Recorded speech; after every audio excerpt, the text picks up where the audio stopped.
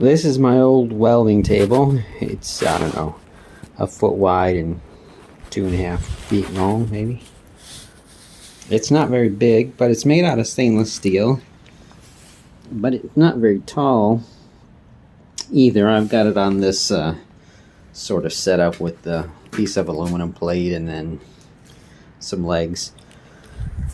But I had the opportunity to get another welding table,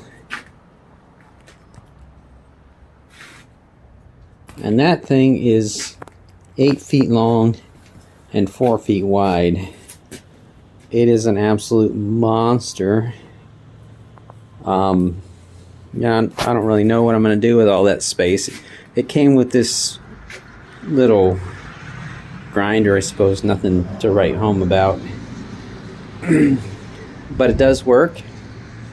And I put a new saw blade on it, or a sanding blade, the belt on it. So for $4, I now have a little sanding thing. And it also came with a vise mounted on it. So it's the real deal, big boy tool, and I'm really happy with it.